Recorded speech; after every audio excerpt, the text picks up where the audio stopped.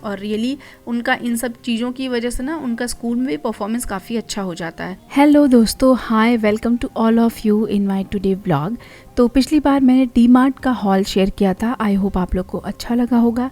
इस बार मैं आई हूँ वॉलमार्ट या फ्लिपकार्ट बोलिए। तो यहाँ से भी मैं क्या क्या लेकर के गई थी वो मैं हॉल आप लोग के साथ शेयर करूँगी। यहाँ पे मैं जनरली ग्रॉसरी आइटम्स जो भी होते हैं, घर के जो राशन होते हैं, उनकी शॉपिंग मैं करती हूँ, क्योंकि यहाँ पे काफ़ी अच्छे प्राइस में मिल जाता है। जो भी चीज़ें मिलती हैं अच्छी मिलती हैं, अदरवाइज़ बहुत कम ऑप्शन होता है यहाँ पे। और इसी के साथ मैं कुछ चीज़ें और शेयर करूँगी कि बच्चों को जब हम शॉपिंग पे लेके जाते हैं हम उनसे क्या बात कर सकते हैं, वो क्या शॉपिंग से सीख सकते हैं, इनके बारे में भी मैं आप लोग के साथ बातें करूँगी।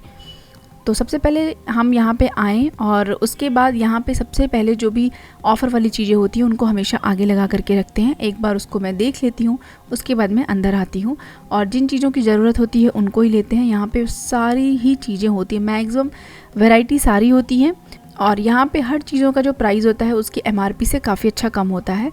तो जो भी मिलता है उसको ले लेना है, क्योंकि अगली बार इसमें वो चीज़ नहीं मिलती है। तो इस बार जैसे कि मुझे ईज़ी मिला, ईज़ी बहुत सालों से यहाँ पे नहीं आया था अभी तक, तो इस बार ईज़ी मिला, देखते ही मैंने उसको उठा लिया।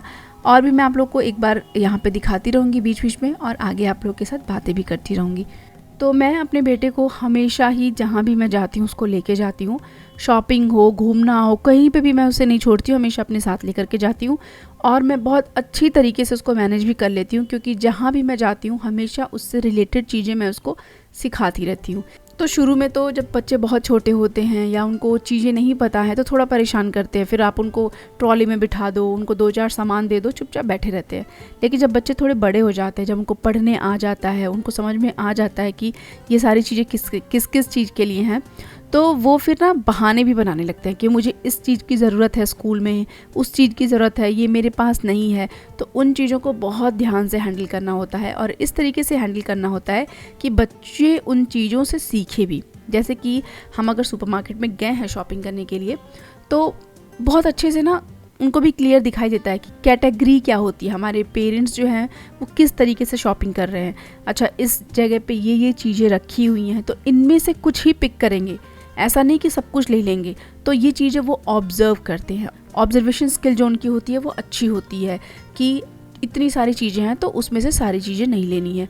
और वो फिर पूछते भी हैं हमसे या फिर हम भी उनसे बोल सकते हैं कि हमें इन सारी चीज़ों में से ये वाली चीज़ चाहिए, आप उठा लो इसको। दे विल आस्क ऑल्सो कि ये क्यों लिया है हमने, वो क्यों नहीं लिया हमने, तो आप उसको एक्सप्लेन करो सो दे कैन थिंक अकॉर्डिंगली। तो दूसरी चीज़ ये होती है कि आप 2-3 चीज़ें कर सकते हैं। जैसे मान लीजिए कि अभी स्कूल की सबकी शॉपिंग होने वाली है, तो वैसे सब में आप एक जस्ट फॉर देयर नॉलेज एक बजट बना के दे सकते हैं कि ये चीज़ें आपको लेनी है, ये इतने में आनी चाहिए, यही आपका बजट है। तो वो ब्रेनस्टॉर्मिंग करना शुरू कर देंगे कि कौन सा सामान मुझे कितने कम में मिल जाए ताकि इस बजट के अंदर आ जाए। तो यही चीज़ जब हम सुपरमार्केट जाते हैं तो वहाँ भी उनके ऊपर ये कुछ क्वेश्चंस छोड़ देने चाहिए कि आपके पास ये सारा सामान है, आप इसमें से जो बेस्ट है वो निकालो, अच्छे प्राइस में अच्छी सामान होने चाहिए। तो इससे वो क्या होता है, उनके अंदर वो डिसीज़न मेकिंग आता है कि हम जो अब सेलेक्ट करेंगे हमारे पेरेंट्स उसको ख़रीदने वाले हैं।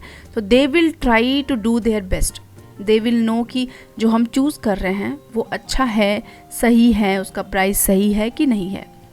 और बेसिक थिंग ये है कि उनका नॉर्मल जो बेसिक मैथ होता है ना वो भी वहाँ पे चलता रहता है। जैसे कि किसी भी सामान पे अगर लिखा होता है कि ये इस पर 17 रुपये ऑफ़ है, इस पर 18 रुपये ऑफ़ है, तो मैं हमेशा अपने बेटे को बोलती हूँ कि इसका ये प्राइस है और इसमें से इतना ऑफ़ करना है, तो आप माइनस करो।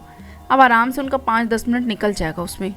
तो इस तरीके से फ़न वे में बच्चे बहुत सारी चीज़ें सीखते हैं। और सबसे बेस्ट चीज़ मुझे ये लगती है कि मैं हमेशा अपने बेटे को सिखाती हूँ कि कभी भी कोई सामान ख़रीदने जाओ तो वो सस्ता है, महंगा है, या मुझे जो चाहिए उतने में वो आ रहा है कि नहीं, ये हमेशा ध्यान दो। चाहे वो सामान आपको कितना भी पसंद हो, लेकिन अगर वो आपको जितने प्राइस में चाहिए अगर वो नहीं मिल रहा है तो जस्ट डोंट टेक दैट। तो इससे ये होता है कि उनके अंदर पैसों की वैल्यू उनको पता चलता है कि हमारे पैसों की वैल्यू है।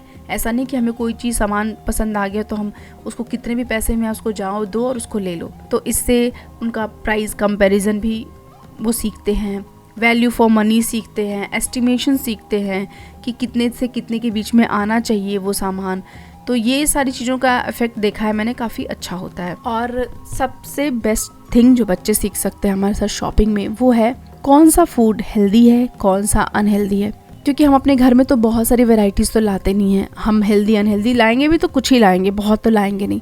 तो वहाँ पे उनको अच्छे से सिखाना है कि देखो ये जो फूड है ना, इनको हम खा सकते हैं, ये डायरेक्टली फार्म से आ रहे हैं, ये डायरेक्ट सोर्स किए गए हैं, कोई इनमें प्रोसेसिंग वगैरह नहीं हुआ है, तो ये हमारे लिए हेल्दी हैं।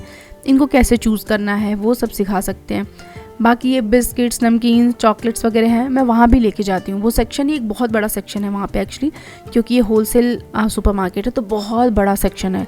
तो बच्चों का तो मन करेगा ही जाने का, तो मैं उसे ले जाती हूँ, मैं उसको दिखाती हूँ। तो इससे उनकी जो हेल्दी अनहेल्दी फूड के जो चॉइसेस हैं वो उनको समझ में आएगी, उनको न्यूट्रिशन का अवेयरनेस होगा। अगर उनको बहुत पसंद भी है कोई एक बिस्किट पैकेट या कोई एक लेस पैकेट ले लिया, दैट्स ओके, बट उसको लेने से पहले उनको इतनी सारी चीज़ें पता होनी चाहिए। इन चीज़ों के बारे में बच्चों को नॉलेज होती है जब हम जाते हैं उनके साथ। तो और बच्चों का हेल्प हमेशा लेते रहना चाहिए। जैसे कि कहीं कोई दूर सामान है तो आप उसको जाओ उठा करके लेके आओ स्लोली, आराम से, दे विल ब्रिंग दैट। तो उससे वो हेल्प करना भी सीखते हैं, वो खुद जाएंगे, आप जो भी सामान बोलेंगे वहाँ पे बहुत सामान रहेगा, उसमें से कोई एक चीज़ अच्छे से पिक करेंगे देख के कि हम राइट वाला पिक कर रहे हैं कि नहीं। तो इससे वो रिस्पॉन्सिबिलिटीज़ भी सीखते हैं, इंडिपेंडेंसी सीखते हैं। तो बच्चे इन सारी सिचुएशन से सीखते भी हैं, बहुत सारी चीज़ें सीखते हैं। और एक और बेस्ट थिंग आप खेल सकते हैं बच्चों के साथ जब भी वहाँ रहें तो शॉपिंग में।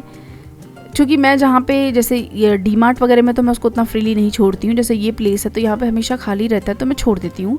तो जस्ट आस्क हिम कि मेरे को 5 सोप्स के ब्रांड्स बताओ, मेरे को 5 टूथपेस्ट के ब्रांड बताओ, मेरे को इसके ब्रांड बताओ, उसके ब्रांड बताओ। मैं पूछती रहती हूँ उससे, वो जाके फाइंड आउट करता है, मेरे को आंसर आके बताता है। क्योंकि हम अपने घर पे सारे ब्रांड्स तो लाते नहीं हैं, एक बार में एक ही या 2 आता है, तो इसलिए मैं सारी चीज़ें ये सब पूछती हूँ। तो उनको बिज़ी रखने के बहुत सारे तरीके हैं, और शॉपिंग में ले जाओ तो सच में वो बहुत सारी चीज़ें सीखते हैं। इसके अलावा जो मैं अभी करीबन 1.5 साल से मैं फॉलो कर रही हूँ, मैं हमेशा इसको सिखाती हूँ, कोई भी चीज़ कितनी भी अच्छी हो, अगर वो प्लास्टिक की है और आपके पास दूसरा ऑप्शन है, ग्लास का ऑप्शन या कोई और ऑप्शन है जो अच्छा है, उससे बेटर है, तो प्लीज़ उस पर 2-4 रुपये एक्स्ट्रा डाल दो और उसको ख़रीद लो। क्योंकि लाइफ में सस्टेनेबिलिटी बहुत ज़रूरी है, अपने एनवायरनमेंट को सेव करना बहुत ज़रूरी है। तो एक रिस्पॉन्सिबल पर्सन बनाने का भी एक बहुत अच्छा तरीका है कि जब हम शॉपिंग मॉल्स में जाते हैं या किसी भी सुपरमार्केट में जाते हैं तो अपने बच्चों को हम दिखाएं कि ये चीज़ें अच्छी नहीं है हमारे लिए, ये प्लास्टिक के बॉक्सेस, प्लास्टिक के बॉटल्स, ये सब अच्छे नहीं हैं। जबकि बच्चे उल्टा क्वेश्चन करेंगे कि आप घर में तो हमारे बहुत सारे हैं, आपने तो उसको ख़रीदा। फिर आप उनको समझाओ कि आई एम ऑल्सो लर्निंग, हम भी सीख रहे हैं और रिसेंटली शुरू किया है ऐसे, तो ये हमारे लिए अच्छा नहीं है, ये इको फ्रेंडली प्रोडक्ट्स नहीं है। जो इको फ्रेंडली हो, जो रीयूजेबल थिंग्स हो, या जो प्लास्टिक वेस्ट को कम करते हैं, हम उन्हें यूज़ करेंगे। तो बच्चे धीरे धीरे ये सारी चीज़ों को सीखते हैं, और रियली उनका इन सब चीज़ों की वजह से ना उनका स्कूल में भी परफॉर्मेंस काफ़ी अच्छा हो जाता है। स्कूल में भी वो बहुत अच्छे से आंसर दे पाते हैं।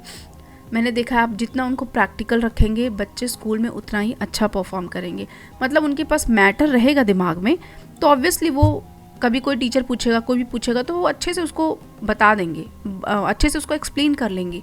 तो ये कुछ 7-8 पॉइंट्स हैं जो मैंने बताया है बच्चों को शॉपिंग पे ले जाना चाहिए, और ले जाएं तो बच्चे क्या क्या सीखते हैं। और अगर आप भी कुछ अलग से फॉलो करते हैं तो मुझे भी बताइएगा, क्योंकि हर माँ अपने बच्चे को अलग तरीके से हैंडल करती है, और हम एक दूसरे से ऐसी बहुत सारी चीज़ें सीख सकते हैं। तो आई होप आपको ये वीडियो थोड़ा हेल्पफुल होगा। मिलती हूँ मैं नेक्स्ट ब्लॉग में, तब तक के लिए bye bye and take care.